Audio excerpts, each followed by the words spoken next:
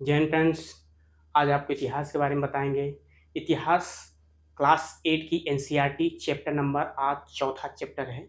चौथा चैप्टर में हम देखेंगे इसमें क्या देखते हैं हम आदिवासी डीकू और एक स्वर्ण युग की कल्पना। मतलब कह सकते हैं कि आदिवासी चैप्टर में दिया है। आदिवासी जो हैं ये एक स्वर्ण युग की कल्पना करते हैं, स्वर्ण युग के बारे में सोचते हैं कि तो क्योंकि भाई ये कम्युनिटी क्या हुआ कि बहुत पहले से ही पिछड़ी थी। मतलब यहाँ कोई ध्यान नहीं देता था, कोई कोई शासक ना और लोग, ये लोग जंगल में ही निवास करते थे। इसीलिए ये अपने आप को सोच रहे हैं कि स्वर्ण युग की कल्पना कर रहे हैं, इस चैप्टर में दिया हुआ है। ठीक, हम देखते हैं इसी में एक कहानी के तौर पे हमें दिया है बिरसा मुंडा के बारे में। बिरसा मुंडा जो थे, बिरसा मुंडा को कहाँ देखा गया है? यह इन्हें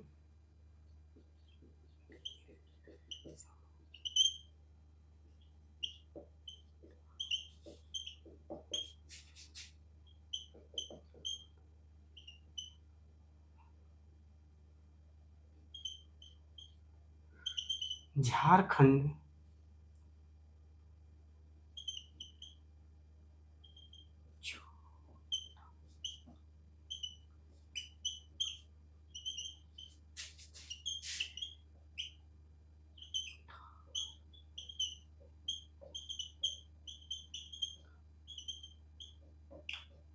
छोटा नागपुर के पठारों में इन्हें घूमते हुए देखा गया। और ये इन्हें कब देखा गया था? इन्हें देखा गया था 1895 ईस्वी में। ठीक है, 1895 ईस्वी में इनमें इनको घूमते हुए देखा गया। लोगों को ये विश्वास था, इनके ऊपर एक विश्वास होया गया था, क्योंकि ये इन्हें कहा जाता था कि ये कई बीमारियों को ठीक कर सकते हैं। लोग अंधविश्वासित लोग थे भाई। वहाँ के जंगल में रहेंगे, जादू टोना, शराब पीना, और उसके बाद कह सकते हैं ये सब अदर चीज़ें उनके अंदर रहती थी। इसीलिए बिरसा मुंडा को जब देखे तो ये लोग कहें कि भाई ये जादू टोना कह सकते हैं, जड़ी बूटियों से इलाज कर देते थे। और उसके बाद ये मतलब कहते कहते कि चमत्कारी शक्तियाँ इनके पास मानी जाती थी, कि चमत्कारी इनकी शक्तियाँ हैं। बिरसा मुंडा भी ये ऐलान कर दिया कि हमें हमें जो है दीपुओं से बचाने के लिए, दीप को कह सकते हैं क्या नाम दिया हुआ है, दीपू, दीपुओं से बचाने के लिए हमें भगवान ने आप लोग के पास भेजा हुआ है। दीपू किसे कहते थे? ये लोग ये बाहरी लोगों को कहते थे। जैसे उसमें कौन आ जाते थे? व्यापारी आ जाते थे, कह सकते हैं व्यापारी आ जाते थे, महाजन आ जाते थे, काश्तकार आ जाते थे। ये लोग जलते थे। ठीक है, इस चैप्टर में पूरा बढ़िया से दिया हुआ है। इसीलिए कहते हैं कि इनका कहना है कि इन्हीं से बचाने के लिए हमें भगवान ने भेजा हुआ है। मुंडाओं की बात मतलब इनका जो बचपन था, बिरसा मुंडा का जो बचपन था,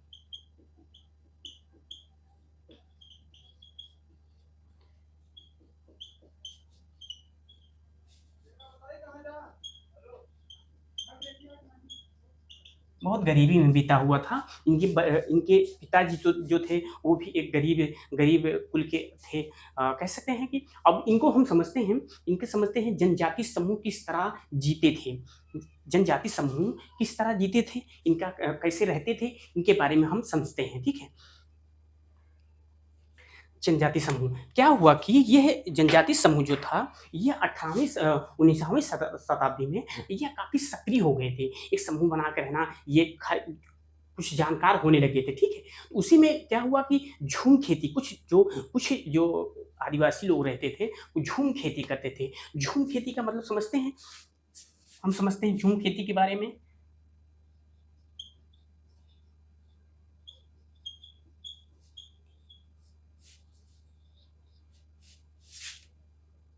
रुक जाइए 1 मिनट।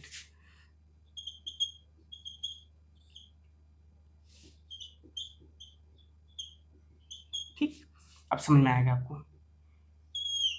कुछ लोग जो थे झूम खेती करते थे। झूम खेती का मतलब ये होता है कि जैसे कि एक घुमंतु मतलब कह सकते हैं, किसान कह सकते हैं। आजकल की बोलचाल में हम कह सकते हैं घुमंतु किसान। मतलब वो क्या था कि एक जगह से रह के दूसरे जगह जाना, मतलब ये जंगल में ये घूमते रहते थे। जंगल में घूमते थे, जहाँ छोटे-छोटे पेड़-पौधे जहाँ उगे उगे होते थे, उसको काट कर साफ करते थे। साफ करके वो जो ढेरी वो जो साफ करके एक जगह इकट्ठा कर देते थे। वो पूरा मतलब कह सकते हैं जितना आपका खेती जब उगाने के लिए है, जहाँ उगाना है उन्हें, वहाँ साफ कर देते थे। और साफ करने के बाद जो खरपतवार जो बचता था, मान लीजिए ये खेत है, मान लीजिए, ये मान लीजिए 1 मिनट में,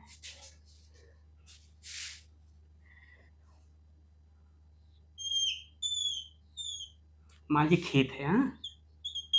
समझते चलिए कि खेत है। अब क्या हुआ कि अब नहीं, नहीं, ये हम समझते हैं, पहले ये पेड़ है, मान लीजिए, ये जगह-जगह पेड़ है, ठीक है? अब क्या हुआ, आदिवासी लोग जो थे, आदिवासी लोग मान लीजिए यहाँ से यहाँ तक आ रहे हैं। अब यह जंगल है, पेड़ बगल-बगल पेड़ है, पूरा लगा हुआ है।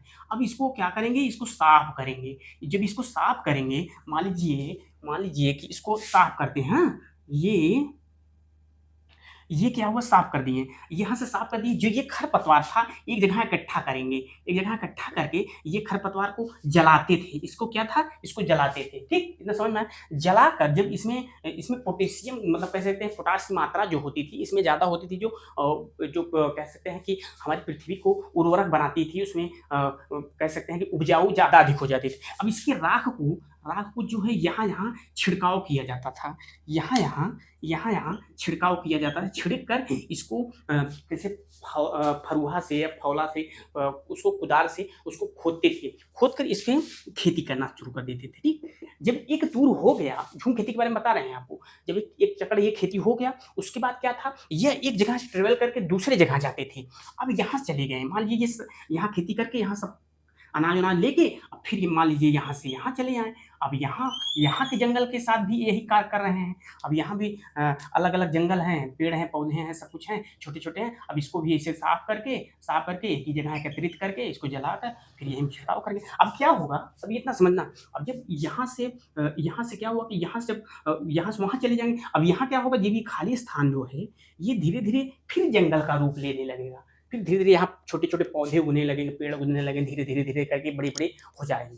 तो क्या होगा, फिर ये हो जाएगा। फिर ये घूमकर फिर मान लीजिए इनका एक क्रम चालू हो जाएगा। मान लीजिए कि एग्ज़ाम्पल के तौर पर बता रहे हैं, फिर यहीं पे आ जाएँगे, ठीक? फिर इनका क्रम ऐसे चलता था, जगह-जगह घूमना, यहाँ से साफ करके वहाँ से जाना, वहाँ से रहना। मतलब इनकी एक कम्युनिटी की एक ये होता था कि ये सब एक साथ चलते थे, जो भी रहता था मिल-बाँट कर खाते थे, पीते थे, रहते थे, ठीक है? इतना समझ में आया आपको? और ये जो थे, ये लोग जो रहते थे, यह मध्य भारत के और पर्वतीय जंगलों में अधिक ज़्यादा रहते थे। मध्य भारत में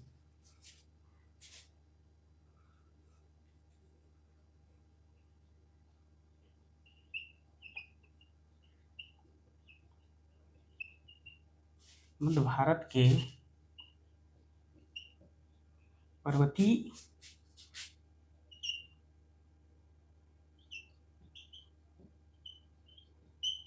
रहते थे, ठीक है? मध्य भारत के पर्वतीय जंगलों में इनका निवास स्थान ज़्यादातर होता था, ठीक? अभी इतना समझ में आया आपको? अब हम इसमें क्या समझेंगे? इसमें हम समझते हैं, 1 मिनट थोड़ा-सा, क्या हुआ भाई?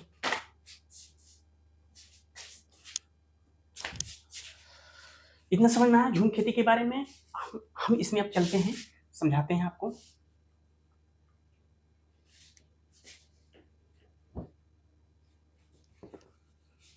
बिरसा के बारे में थोड़ा-सा बताए हुए हैं, अभी बताएँगे पूरा इनके बारे में, ठीक? अब ये क्या था, कुछ जो लोग थे, कुछ लोग शिकारी और संग्राहक थे। शिकारी और संग्राहक का मतलब क्या हो जाता है, मान लीजिए लोग शिकारी और सं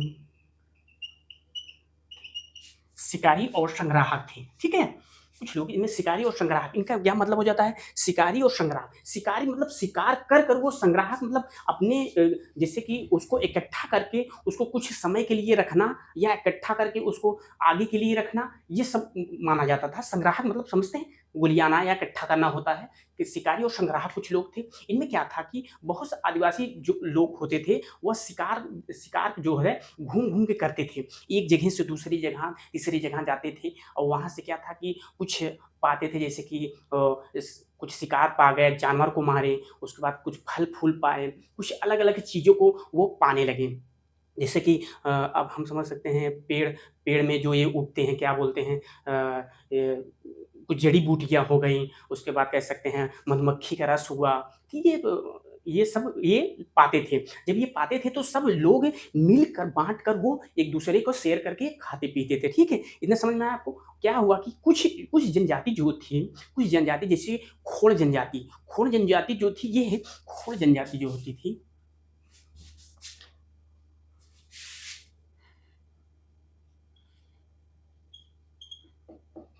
खोड़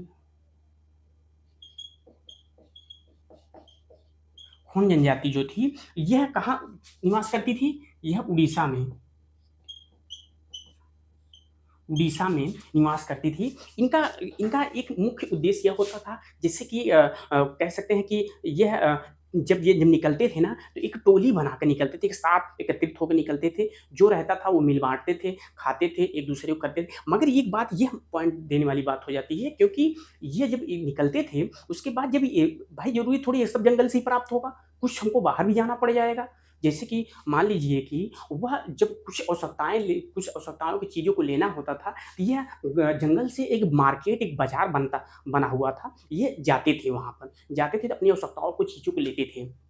उन्हीं के लिए कह सकते हैं कि जब ये आवश्यकताओं की चीज़ें लेते हैं तो कुछ वस्त्र विनिमय की पद्धति अपनाते थे जैसे कि कह सकते हैं जंगल के लिए जड़ी-बूटियाँ या कह सकते हैं कुछ और चीज़ों को देते थे, तो वो और उसके साथ में देते थे। उसी में कौन-सा आता है, जिसे कह सकते हैं कि प्लास का फूल आ जाता है, कुसुम का फूल था।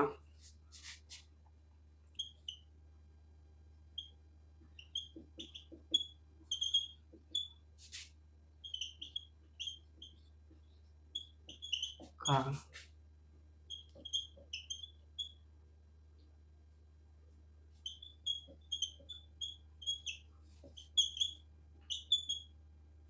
ठीक है? प्लास और कुसुम का फूल लेके आते थे। इनमें क्या था कि इनका जब मार्केट में आते थे, तो कुछ व्यापारी ये प्लास और कुसुम के फूल का क्या होता था कि ये रंग बनाया जाता था। इतना ध्यान देना, ये रंग बनाया जाता था जैसे कि हम कह सकते हैं कि कपड़े के लिए बनाया जाता था, कपड़े में डाला जाता था। कुछ चमड़ों के रंग बदलने के लिए जैसे चमड़े अलग-अलग तरीकों से बनाए जाते हैं। जैसे चमड़ा अगर बना हुआ है, तो उसको कई रूप दे दिया जाती है। जैसे चमड़ा निकाल कर जूता बना दिए, चप्पल बना दिए और कह सकते हैं और बेल्ट बना दिए, अदर-अदर चीज़ें बनाई जाती हैं, जो कलर कलर के लिए यूज़ होता था, इतना ध्यान देना, जो कलर के लिए यूज़ होता था, वो प्लास का फूल होता था और कुसुम का फूल होता था, ठीक है? ये खोंड जनजाति के लोग ज़्यादा यूज़ करते थे और जड़ी-बूटियाँ भी लेके आते थे, मतलब अदर-अदर चीज़ें वे लेके आते थे, ठीक? लेके आते थे। तो उसमें क्या हुआ, कुछ जनजाति जो होती थी, अब इसमें समझ में आया था ना आपको? जो कुछ लोग शिकारी और संग्राहक लोग थे, खोंड जनजाति के लोग जो थे, ये उड़ीसा में थे। ये मतलब इनका मतलब एक टोली बनाकर रह चलना और उसके बाद सब मिल बाँट कर रहना।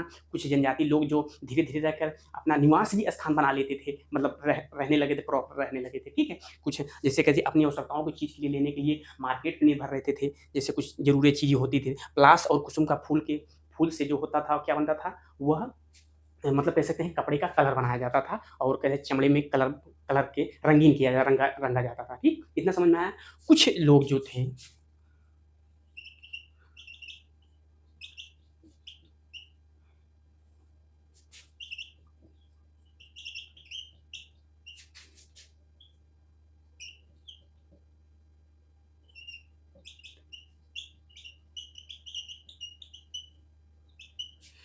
क्या था, कुछ लोग काम करना पसंद नहीं करते थे। उसी में कुछ लोग कहते थे कि इसमें एक जनजाति आती है बैगा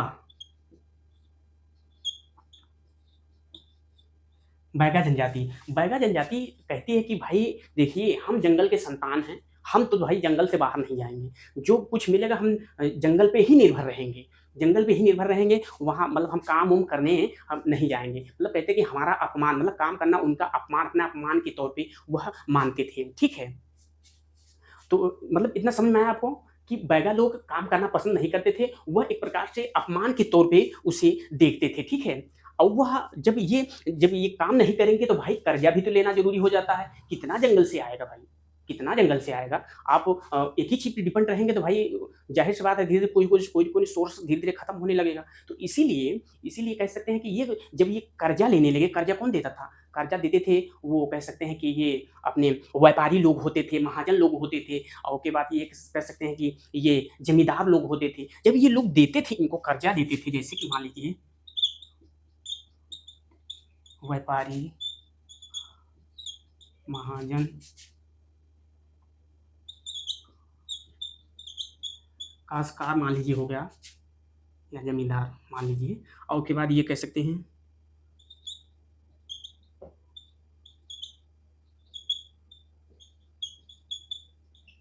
और जो भाई अगर ये लोग अगर कर्ज देंगे, व्यापारी, महाजन और काश्तकार लोग अगर कर्ज देंगे, तो क्या हुआ कि भाई वैसे तो देंगे नहीं, ये ब्याज पे के तौर पे पैसा देंगे तो ब्याज लेंगे, उससे कई गुना लेंगे। सूदखोर जो लोग होते थे साले सूदखोर मतलब कह सकते हैं कि सूद पे पैसा ल देते थे। अब क्या हुआ कि ये लोग धीरे-धीरे दबते चले गए। जितने आदिवासी लोग थे, मान लीजिए, ये सब लोग एक-दूसरे से दबते चले गए, ठीक है? अब उन्हीं को डिपेंड अब इन्हीं को कौन कहता है भाई? इन्हीं लोगों को जो ये इन्हीं लोगों को मान लीजिए हम आपको बताते हैं, इन्हीं लोगों को व्यापारी, महाजन, काश्तकार इन्हीं लोगों को क्या कहा जाता है? इन्हीं लोगों को कहते हैं ये लोग क्या कहते हैं? दीकू कहते हैं, ठीक है? दीकू मतलब क्या? बाहरी लोग, ठीक है? क्योंकि ये इनका ये मानना था कि ये लोग जो इनको लोग का यह मानना होता था कि सारी परेशानी का जड़ यही लोग हैं। भाई इनको कर्ज़े पे कर्ज़ा दे रहे हो, अब भाई उतना वो कमा भी नहीं पा रहे हैं, 1 3 ले रहे हैं आप, तो भाई ज़ाहिर-सी बात है इनका अपने मतलब बर्बादी का जड़ तो मानेंगे ही मानेंगे, ठीक है? और इसमें कुछ लोग जो थे, इन्हीं जनजाति में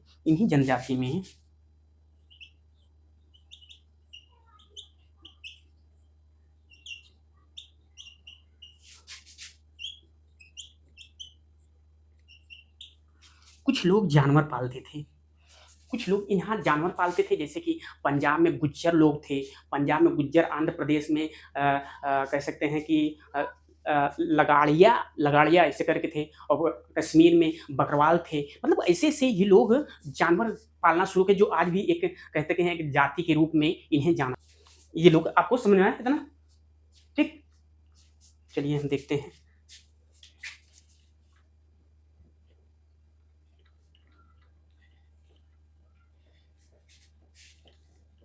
अब यही लोग जो जो इतना कर रहे हैं, अब बाद में जब पता चलेगा ये लोग जब क्या बोलते हैं औपनिवेशिक शासन काल जब आएगा, अंग्रेज जब आएँगे ये लोग के ऊपर शासन करने, तब ये लोग को समझ में आएगा इसमें, ठीक? अब हम समझते हैं, क्या समझेंगे?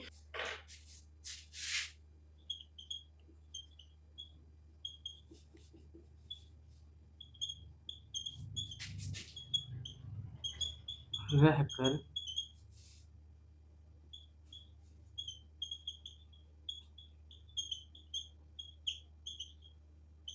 करते थे, ठीक है?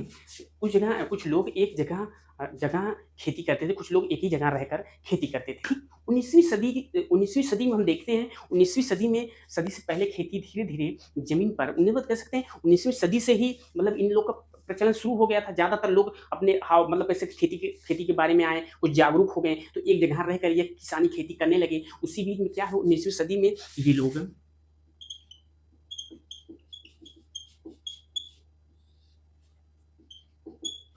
क्या हुआ कि ये धीरे-धीरे खेती करने लगे, ठीक है? धीरे-धीरे जब खेती करने लगे, एक ही जगह रहने लगे थे, इनका एक अधिकार बन गया था। एक अधिकार जब बन गया, तो क्या हुआ कि ये ज़मीन पर ये मतलब रहने लगे। जब अधिकार बन गया, तो इनके धीरे-धीरे एक प्रकार से जो लोग बड़े होने लगे, जिसके पास ज़्यादा भू-भाग को अपने कब्ज़ा में किया था, वो धीरे-धीरे उस गाँव या एरिया का मुखिया होने लगा था। ये मुखिया होने लगा तो क्या हुआ कि मतलब कह सकते हैं कि पहले तो एकता थी, एकता है, अभी भी है एकता, मगर क्या हुआ धीरे-धीरे लोग उभरने शुरू कर दिए। उसमें सारी ज़मीन के पूरे कबीले की जो है संपत्ति मानी जाती थी। जब कह सकते हैं पूरे मतलब एरिया की ज़मीन को मतलब उनके पूरे क्षेत्र की ज़मीन को उनकी संपत्ति भाई वही है और क्या है उनके पास कुछ नहीं है। ज़मीन तो सबसे बड़ी संपत्ति होती है आदमी को। तो कह सकते हैं मतलब उस समय थी, आजकल तो और कुछ हो गया है, दिक्कत नहीं है।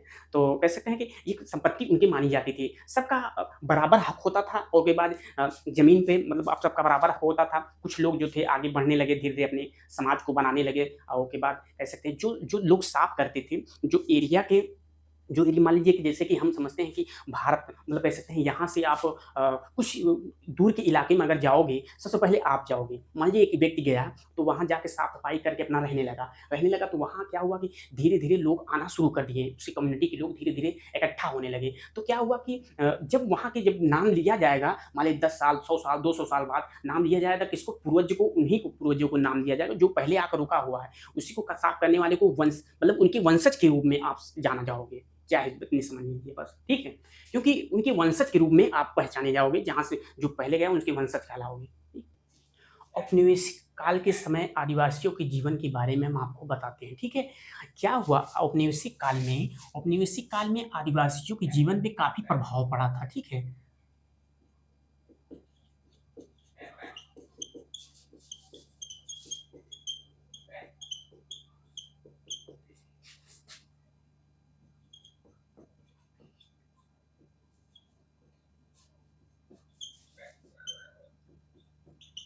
ठीक है, काफ़ी प्रभाव पड़ा था औपनिवेशिक शासन के समय इनका। अभी हम समझते हैं इसमें क्या समझेंगे हम समझते हैं कि अ, आदिवासी मुखियाओं का क्या हुआ था भाई? जब इतने प्रभाव पड़े हैं, तो इसमें आदिवासी मुखियाओं का क्या हुआ?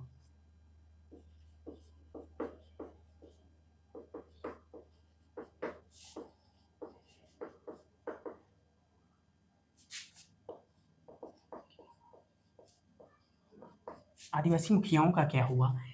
ये क्या है ना, ये क्या है, ये जो मुखिया लोग थे आदिवासी लोग, ये इनकी जब मतलब औपनिवेशिक काल आया नहीं था, मतलब अंग्रेज़ नहीं आए थे, तो इनका शासन व्यवस्थाएँ काफ़ी दूर तक फैली हुई थी। ये अपने आप को कह सकते हैं कि एक प्रकार से इनके पे सैनिक होते थे, इनके सभी मतलब इनकी बातों को सभी मानते थे मतलब इसमें शासन व्यवस्थाएँ चलाते थे, कृषि का काम करते थे, मतलब स्वतंत्र रहते थे। एक जगह से दूसरी जगह ट्रैवल करते थे, आते-जाते थे, कोई दिक्कत नहीं था। मगर जैसे ही यह औपनिवेशिक काल आया भारत में, तो इसमें क्या हुआ कि इनके शासन व्यवस्थाओं को छीन लिया गया। इनके मालिकाना हक तो दिया गया, मालिकाना कुछ कोई कहीं-कहीं मालिकाना हक दे दिया गया कि भाई आप इस खेत के मालिक हो, इस ज़मीन के मालिक हो, मगर आपका शासन करने की व्यवस्थाएँ उन्हें मतलब छीन लिया गया, अंग्रेज़ छीन लिए उनके पास। उनको प्रॉपर कर के तौर पे कर देना पड़ता था। इतना समझ लीजिए लोग करते थे। उन्हें मतलब उस मुखियाओं को कर देना पड़ता था मतलब ये अंग्रेज़ों को, ठीक? अब ये हम इतने तो समझ समझ गए हैं कि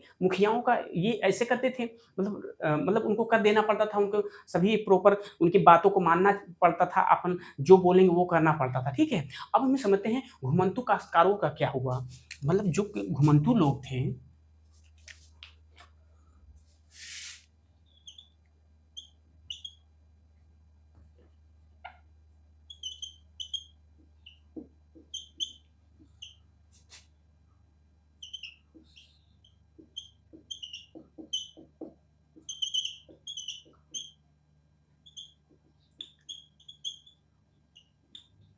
अब घुमंतू काश्तकारों का क्या हुआ इनके बारे में हम समझते हैं, ठीक है?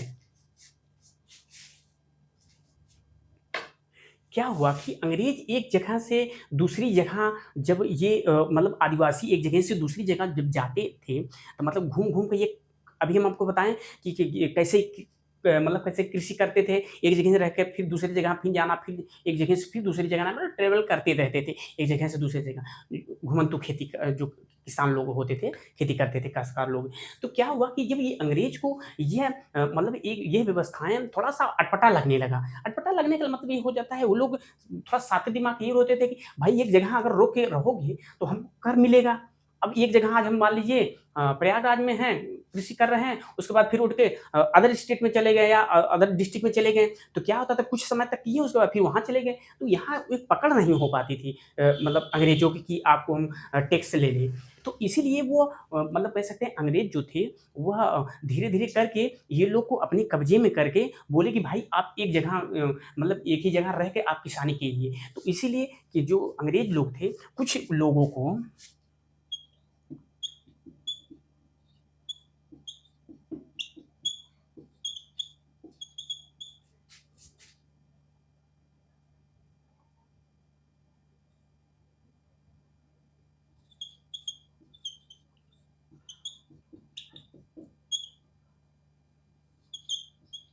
जमीन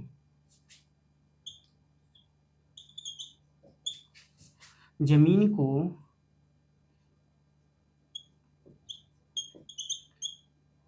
लोगों में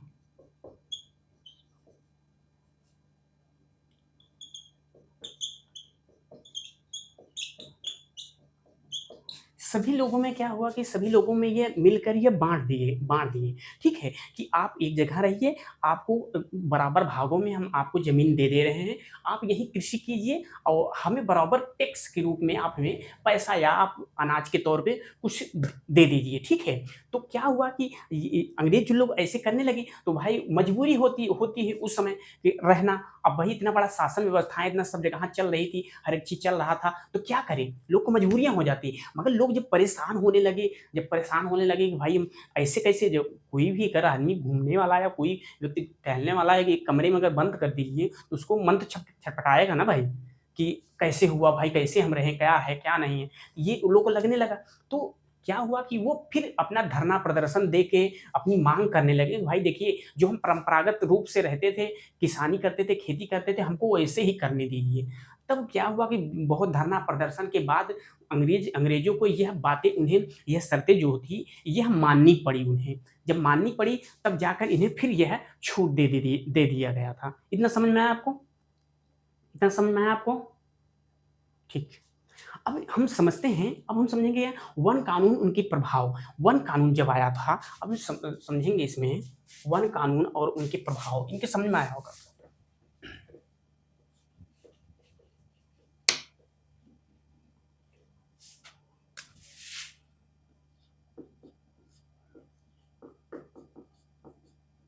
कानून और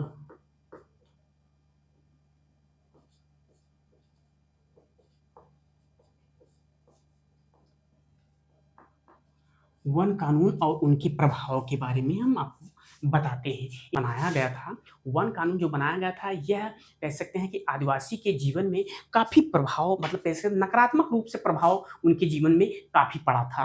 तो क्या हुआ कि अंग्रेज़ जो थे, ये ये आदिवासी लोग जंगल में रहते थे। भाई एक जगह से दूसरी जगह झूम खेती अपना करते थे, लगाते थे, फिर वहाँ वहाँ सुविधाएँ अच्छी हो जाती थी, तो वहाँ चले जाते थे, पानी बारिश मौसम मिलता था या बारिश की सुविधा मिलती थी या पानी नदियों के किनारे चले जाते थे।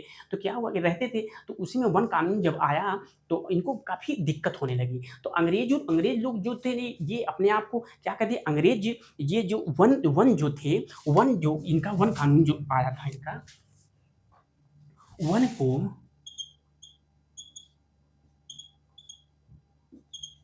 वन को राज्य की राज्य की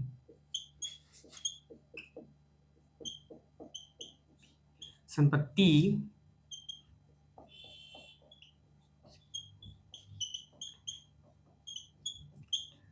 अंग्रेज लोग जो थे ये मतलब वन को राज्य की संपत्ति घोषित कर दिए। अब बताइए, वन वन को राज्य की संपत्ति घोषित कर दिए कि यहाँ यहाँ कुछ लोग यहाँ कोई लोग नहीं जाए, कोई लोग आने जाएगा नहीं, ये हमारी संपत्ति है। तो उनका कहने का मतलब ये था, ये संपत्ति घोषित कर दी। वही अंग्रेज जो थे सारे जंगलों को नहीं किए, कुछ को आरक्षित घोषित कर दिए। जैसे कह सकते हैं कि वहाँ कुछ लोगों को छूट दे दी गई कि आप सॉरी, इसमें दे दिया गया, जो आरक्षित घोषित कर दिया गया, वहाँ उसने घुसने का अधिकार नहीं दिया गया। घुसने का अधिकार नहीं दिया गया, ना खेती कर सकते हो, ना कुछ कर सकते हो, ठीक है? वहाँ आपको नहीं आने-जाने दिया जाता था। तो उसी के बीच में क्या हुआ कि कुछ व्यापारी जो लोग थे, जो कुछ व्यापारी लोग थे,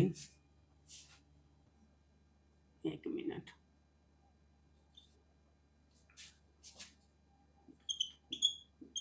कुछ वन को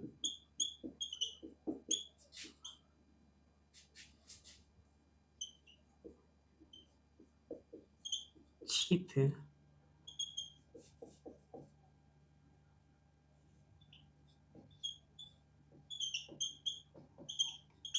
आरक्षित घोषित कर दिए। वहाँ पे कोई के आना-जाना सब कुछ बंद कर दिया गया, ठीक है?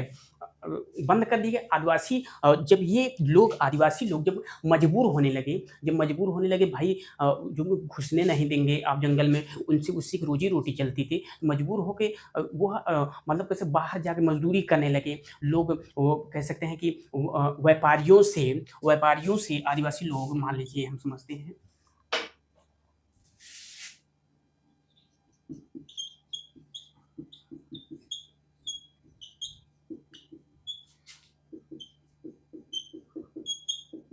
व्यापारियों से महाजनों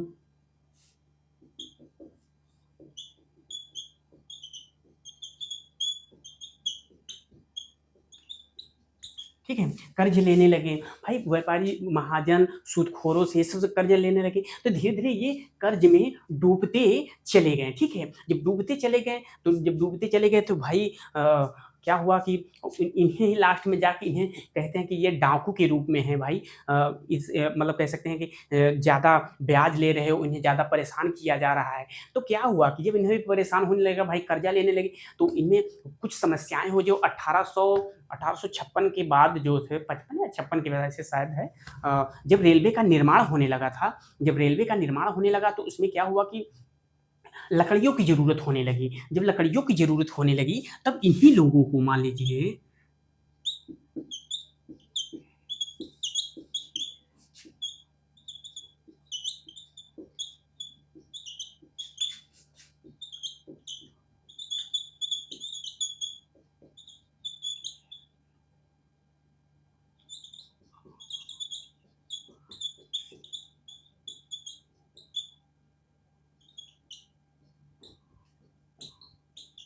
ठीक रेलवे की लकड़ी कटाई के लिए इन्हें बुलाना पड़ा भाई। अब इन्हीं के अंग्रेज जो थे अभी अपना दिमाग लगा कि भाई यहाँ से कीमती लकड़ियाँ जो होती हैं जंगलों से काट कर ये मतलब एक रेलवे के पटरी को बिछाया जाए, उनको बनाया जाए तो उसमें मजदूर की ज़रूरत होती थी। अब मजदूर उनके पास कहाँ मिलेंगे इतना?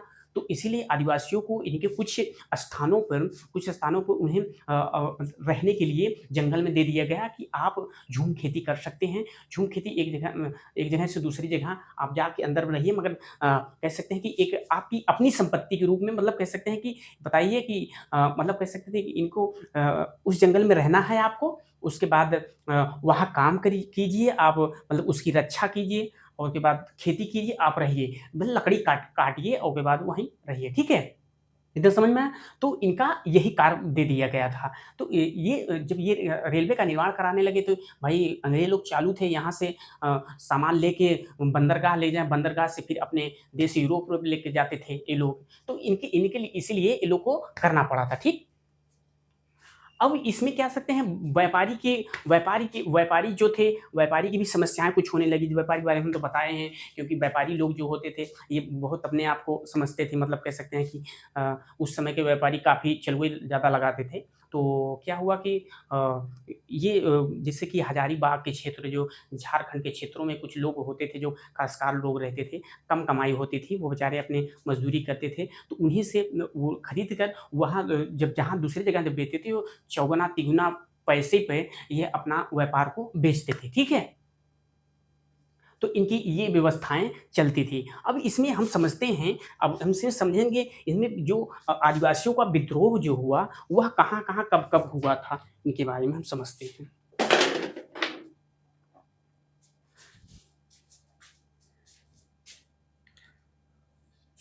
मान लीजिए कोल विद्रोह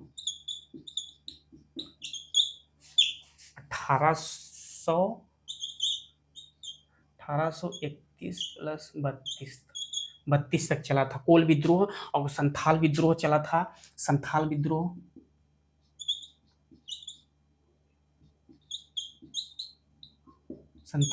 चला था, यह चला था 1855 में, ठीक? 1855 में हुआ था। बस्तर का विद्रोह हुआ था। बस्तर का विद्रोह चला था, ये है 1900 हाँ सॉरी 1910 में चला था। वही वर्ली का विद्रोह चला था, कितने में चला था?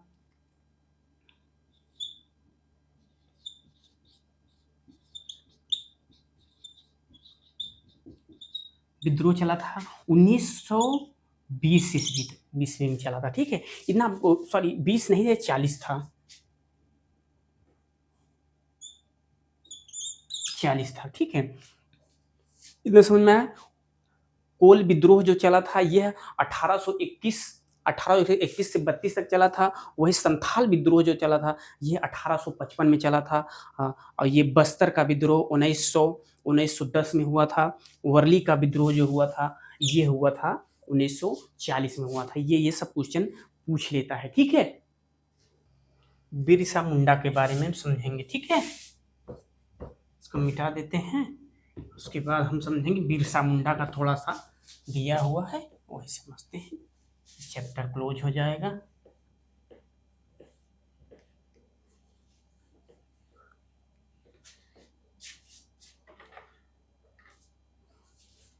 बिरसा मुंडा के बारे में हम थोड़ा सा हम इसके पहले शुरुआत में ही बता दिए हैं और लास्ट में बताते हैं। बिरसा मुंडा का जन्म जो था यह बिरसा मुंडा का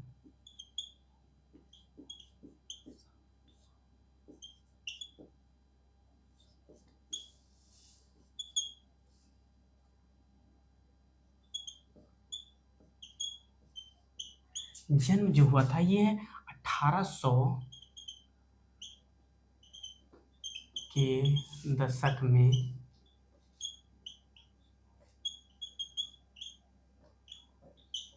ठीक है, 1870 के दशक में हुआ था। कहते हैं कि ये मतलब एक प्रकार से इनकी जो बातें होती थी, मतलब कह सकते हैं कि इनके जन्म या आदिवासियों के बारे में लोग जो लेखक लोग थे बहुत कम लोग लिखे हुए थे। इसीलिए इनके जन्म में थोड़ा सा मतभेद हो जाता है कि ये तारीख था क्या वो तारीख था, मैं किताब में दिया हुआ है 1870 दिया हुआ है, ठीक है। तो दिया हुआ था। ये इनकी जीवन काल बहुत गरीबी और कठिनाई से बीता।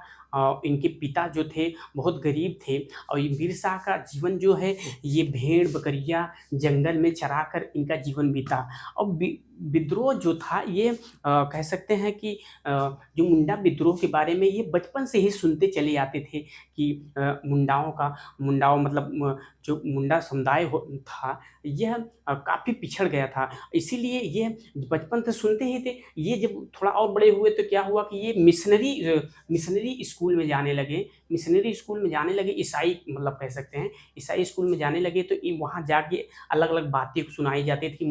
मुंडा लोग जो थे ये अपनी खोई हुई शक्तियों या अपनी खोए हुए अस्तित्व को ये पा सकते हैं, ये करे, ये अपनी मतलब कह सकते हैं जादू टोना के प्रति न ध्यान दे, दारू मीट मच्छी ये सब छोड़ दें और उसके बाद ये अपना मतलब अच्छे से जीवन यापन करके ये अपना खोया हुआ मतलब कह सकते खोया हुआ अधिकार पा सकते हैं। तो इनका यही मतलब हुआ था। उसीलिए कहते हैं 1895 में ये सभी को 1895 में 1895 में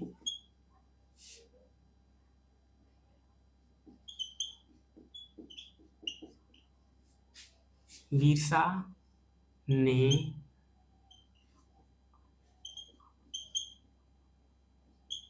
आह्वान किया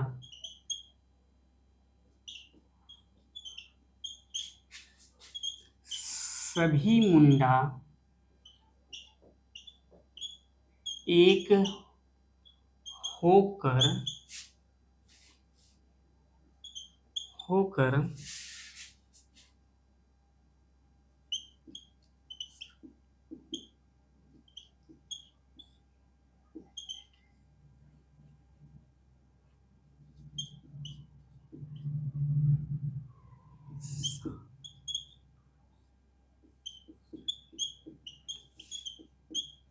ईसाई से लड़े, ठीक है। इनका यही आह्वान था कि आप लोग मीट मद्या ये सब छोड़ दीजिए और अपने मतलब कह सकते हैं कि आप उससे लड़िए, ठीक है। तो इनका इनकी गिरफ्तारी जो हुई थी ये हुई थी 1800 यही में हुई थी 1895 में।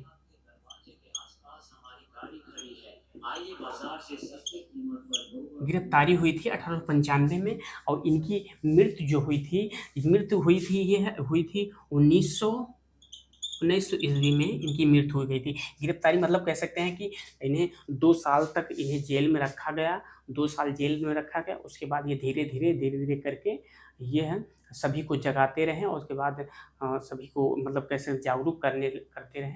ये 1900 में इनकी मृत्यु हो गई थी, ठीक है?